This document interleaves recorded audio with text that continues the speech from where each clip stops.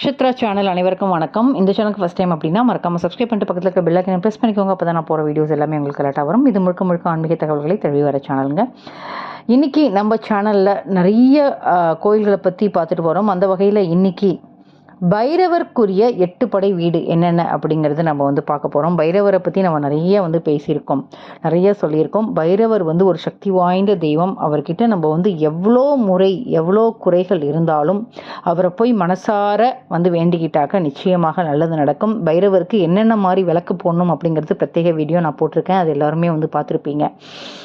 ஞாயிற்றுக்கிழமையில் ராகு காலத்தில் மிளகு விளக்கு போடும்போது உங்களோட கஷ்டங்கள் குறைகள் அத்தனையும் தீரும். அதே மாதிரி அஷ்டமியில் தேங்காயில் விளக்கு போடும்போதும் உங்களுக்கு நீங்கள் நினைத்த காரியத்தை நடத்தி கொடுக்கும். அதே மாதிரி சக்தி வாய்ந்த பைரவருக்கான 8 படை வீடுகள் எங்கெங்கே இருக்குது அப்படிங்கிறத இந்த பதிவில் பார்த்து தெரிஞ்சுக்க போகிறோம். வாங்க பதிவுக்குள்ளே போகலாம். பைரவரோட 8 படை வீடை நம்ம பார்க்க போகிறோம். பைரவர் வீர தீர செயல்கள் புரிந்த இடத்து தான் இந்த 8 படை வீடு அப்படின்னு சொல்கிறோம். முதலாவதாக திருக்கண்டியூருங்க. இந்த ஸ்தலம் பார்த்திங்கன்னா தஞ்சை மாவட்டத்தில் திருவையாறு சாலையில் திருவையாற்றுக்கு பக்கத்திலே அமைஞ்சிருக்கிற ஒரு திருத்தலம். இது பார்த்திங்கன்னா ஆதி வில்வாரண்யம் அப்படின்னு அழைக்கப்படுது.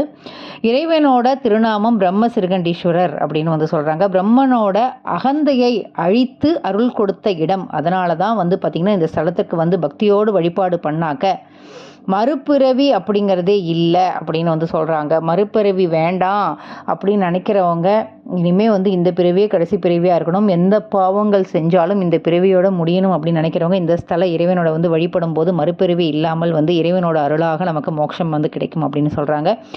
திருமணத்தடை நீக்கும் பரிகார ஸ்தலமாக இந்த ஸ்தலம் விளங்குது. இந்த கோவிலோட சுற்று பிரகாரத்தில் வடமேற்கு திசையில் பைரவருக்கு பார்த்திங்கன்னா தனி சன்னதி அமைஞ்சிருக்கு. ஞாயிற்றுக்கிழமை செவ்வாய்க்கிழமையில் வழிபாடு பண்ணினா இன்னும் சிறப்பாக அமையும் அப்படின்னு சொல்கிறாங்க. இந்த நாட்களில் இலுப்பை எண்ணெய், புங்க எண்ணெய், நல்லெண்ணெய் கலந்து 8 விளக்கு ஏற்றினால் மூலவருக்கு அர்ச்சனை பண்ணியும் நம்ம வழிபடும் போது அத்தனை விஷயமும் நிறைவேறும். இரண்டாவதாக நம்ம பார்க்கக்கூடிய ஊர் பார்த்திங்கன்னா திருக்கோவிலூர். இது பார்த்திங்கன்னா திருக்கோவிலூர் கோவில் நகர் வீராட்டம் அப்படின்னு அழைப்பாங்க. திருக்கோவிலூர் நகருக்குள்ளேயே தென்பண்ணை நதி தீர்த்தத்தில் அமைஞ்சிருக்கிற ஒரு ஸ்தலம், அருமையான ஸ்தலம். இறைவனோட திருநாமம் அந்தகாசுர சம்ஹாரமூர்த்தி அப்படின்னு அழைக்கிறாங்க. அன்னை சிவானந்தவல்லி அப்படின்னும் பெரியநாயகி அப்படின்னு அழைக்கிறாங்க. ஆலயத்தில் பார்த்திங்கன்னா ஈசான்ய மூலையில் பைரவர் அமைஞ்சிருக்காரு. ஞாயிற்றுக்கிழமை, வெள்ளிக்கிழமை, வியாழக்கிழமையில் பைரவரை வழிபாடு பண்ணால் ரொம்ப சிறப்பு. இங்கே உள்ள இன்னொரு சிறப்பு என்ன அப்படின்னு பார்த்தீங்கன்னா, இங்கே உள்ள மகாகணபதி சன்னதியில் தான் ஸ்ரீ மகாகணபதி வேண்டுகோளுக்கிணங்க ஔவையார் விநாயகர் அகவலை அருளினதாக ஒரு சிறப்பு இங்கே இருக்குது. இந்த ஸ்தலத்தில் அபிஷேகம் பண்ணினாக்க நல்ல குருவின் திருவருள் முழுமையாக அமையும். நம்மளோட குருவோட அருள் நமக்கு கிடைக்கணும்னா இந்த கோவிலில் போய் வேண்டினீங்கன்னா நிச்சயமாக நடக்கும். சோழ சக்கரவர்த்தி திகழ்ந்த ராஜராஜ சோழன் பிறந்த ஊராக இது அமைஞ்சிருக்கு. ஸ்ரீ ராஜராஜ சோழன் ஸ்ரீ கரூர் சித்தரோட அருள்படி பைரவரை வணங்கி ஈடில்லா புகழ் பெற்றார் அப்படிங்கிறதும் ஒரு ஐதீகமாக இங்கே அமைஞ்சிருக்கு. பைரவரோட 8 படை வீடு நம்ம பார்த்துட்டு வரோம். பன்ரூட்டிலிருந்து 1 கிலோமீட்டர் தூரத்தில் அமைஞ்சிருக்கிற திருத்தலம் தான் திருவதிகை அப்படின்னு சொல்கிற ஊர். இறைவனோட திருநாமம் வீராநட்டேஸ்வரர். ஈசான்ய மூலையில் இங்கே பைரவர் எழுந்தருளியிருக்கிறாரு. திரிபுரம் எரித்த இடம் இதுவே. வித்யுமாலி, தாரகாசுரன், கமலாக்ஷன் அப்படி அசுரர்களை அழித்த இடமும் இதுதான். வெள்ளிக்கிழமை புதன்கிழமையில் இங்கே பைரவரை வழிபாடு செஞ்சாக்க அத்தனை வேண்டுதலும் நடக்கும். தீராத நோய்கள் தீர்த்து வைக்கின்ற ஸ்தலம் இது. சுந்தரமூர்த்தி நாயனார் திருவடி தீட்சை பெற்ற இடமும் இது. அப்போனா பார்த்துக்கோங்க எவ்வளோ ஒரு அருமையான மகிமை வாய்ந்த இடமாக இது இருக்குது. சமண சமயத்திலிருந்து சைவ சமயத்துக்கு திரும்பிய திருநாவுக்கரசர் தீராத குண்ம வியாதியை நீக்கி தடுத்தாண்ட தலமாக இது இருக்குது. உடல் நோய்களும் பிறவி நோய்க்கும் நீங்கும் இடமாகவும் இது அமைஞ்சிருக்கு. ரொம்ப ரொம்ப சிறப்பு வாய்ந்த இடங்க. இங்கே நம்ம வேண்டிக்கிட்டோம் அப்படின்னா அத்தனை குறைகள், அத்தனை உங்களுக்கு உள்ள பிரச்சனைகள் அத்தனையுமே தீராத நோய் எவ்வளோ இருந்தாலும் இங்கே வழிபாடு செய்வது மூலமாக உங்களுக்கு அத்தனை நோய்களும் விளக்குகின்ற இடமாக இந்த திருவதிகை இருக்குது. வண்டோட்டிலேருந்து 1 கிலோமீட்டர் தூரத்தில் அமைஞ்சிருக்கிற ஒரு ஊர் இது.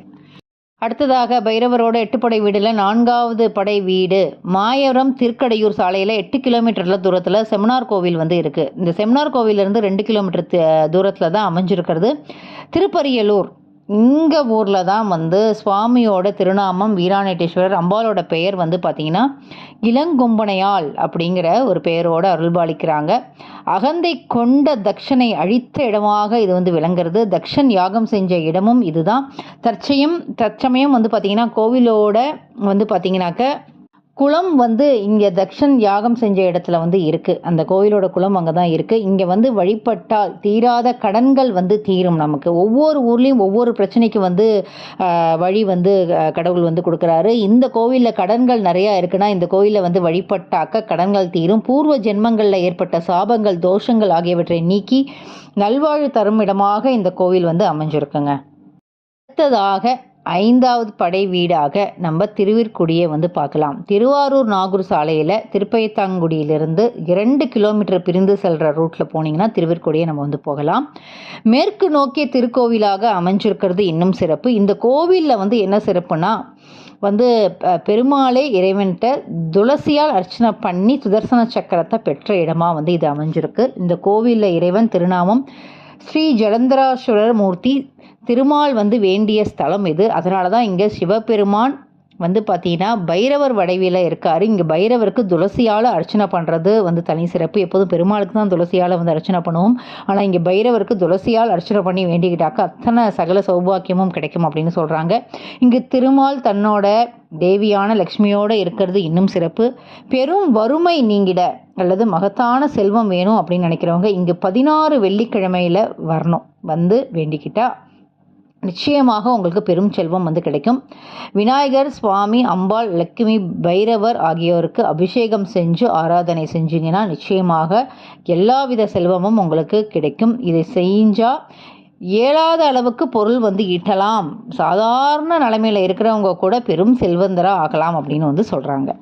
அடுத்ததாக 6வது படை வீடு எங்கே இருக்குது அப்படின்னா மயிலாடுதுறையிலிருந்து திருவாரூர் போகிற வழியில் 8 கிலோமீட்டர் போனதும் வலதுபுறமாக திரும்பணும். அங்கேருந்து ஒரு 1/2 கிலோமீட்டர் தூரத்தில் வழுவூர் அப்படிங்கிற ஒரு இடம் வரும். ஆமாங்க, 6ஆம் படை வீடு வழுவூர். இறைவன் வந்து பார்த்திங்கன்னா கிருத்திவாசர் அப்படின்னு திருநாமத்தோடு அருள்பாலிக்கிறாரு. இந்த இடம் வந்து பார்த்திங்கன்னா அகங்காரத்துடன் தான் என்ற அகந்தையுடன் இருந்த முனிவர்களை ஆணவத்தை அழிச்சு திருக்காட்சி கொடுத்த ஸ்தலமாக இது வந்து விளங்குறது. ஸ்ரீ ஐயப்பன் அவதரித்த இடம் இதுவே அப்படின்னும் வந்து பெரியோர்கள் வந்து சொல்கிறாங்க. பொதுவாக தியானம் பண்ணுறவங்க வந்து பார்த்திங்கன்னா நான் எத்தனையோ தியானம் பண்ணுறேன், ஆனால் எனக்கு அந்த தியானத்தோட பலன் தவம் வந்து பண்ணினாலும் எனக்கு எந்த முன்னேற்றம் இல்லை அப்படின்னு நினைக்கிறவங்க இங்கே வந்து இறைவன்கிட்ட வழிபடணும். மாதம் ஒரு நாள் வீதம் 10 நாட்களுக்கு இங்கிருந்து மூலவருக்கு முன்பாக அமர்ந்து தியானம் பண்ணினாக்க ஈசனோட அருள் கிடைக்கும், தியானத்தில் முன்னேற்றம் கிடைக்கும். இந்த கோவிலில் ஈசான மூலையில் பைரவர் வந்து அருள்பாலிக்கிறாரு. இவருக்கு பக்கத்திலே சனீஸ்வரர் வந்து அமைஞ்சிருக்காரு. 7.5 சனி, அஷ்டமத்து சனி, கண்ட சனி இருக்கிறவங்க பார்த்தீங்கன்னாக்க அது மட்டும் இல்லாமல் சனி திசையால் பாதிப்பு உள்ளவங்க 8 சனிக்கிழமையில் இங்கே வந்து வரணும். அவங்க இங்கே வந்து அவரோட சன்னதியில் 8 தீபம் நல்லெண்ணெய் ஊற்றி ஏற்ற வேண்டும். அதன் பிறகு அபிஷேகம் ஆராதனை செஞ்சாக்க சனி பாதிப்பிலிருந்து நீங்கலாம் அப்படின்னு வந்து சொல்கிறாங்க. மன நிம்மதி கிடைக்கின்ற ஸ்தலம் இது. பைரவரோட 7ஆம் படை வீடு திருக்குறுக்கை. மயிலாடுதுறையிலேருந்து மணல்மேட்டு சாலையில் வந்து போனீங்கன்னாக்கா 3 கிலோமீட்டர் தூரத்திலே வந்து இந்த திருக்குறுக்கை வரும். இறைவன் திருநாமம் வீரட்டேஸ்வரர். இறைவியோட பெயர் வந்து ஞானாம்பிகை. வந்து காமனை எரித்த இடம் அப்படின்னு வந்து சொல்கிறாங்க. தியானம் பண்ணுறவங்க, இறைநெறி செல்பவர்கள் இங்கே வந்து வழிபட்டாக்க சுழுமுனை கூடி வாக்கு சித்தியும் தவ உயர்வும் வந்து பெற முடியும் அப்படின்னு சொல்கிறாங்க. குழந்தை இல்லாதவங்க இங்கே வந்து 8 வியாழன் அல்லது 8 செவ்வாய்க்கிழமை அப்படி வந்து வர முடியலன்னா மாதாந்திர வியாழன் அல்லது மாதாந்திர செவ்வாய்க்கிழமை வந்து 8 முறை வழிபாடு செஞ்சு அன்னதானம் ஒவ்வொரு தடவையும் செஞ்சீங்கன்னாக்க கண்டிப்பாக மழலை செல்வம் கிட்டும் அப்படின்னு சொல்கிறாங்க. ரொம்ப ரொம்ப மகத்தான அருமையான கோயில் இது. இறுதியாக வந்து நம்ம பார்க்கக்கூடிய 8ஆம் படை வீடு எங்கே இருக்குன்னா திருக்கடையூர் அப்படிங்கிற திருக்கடவூர்.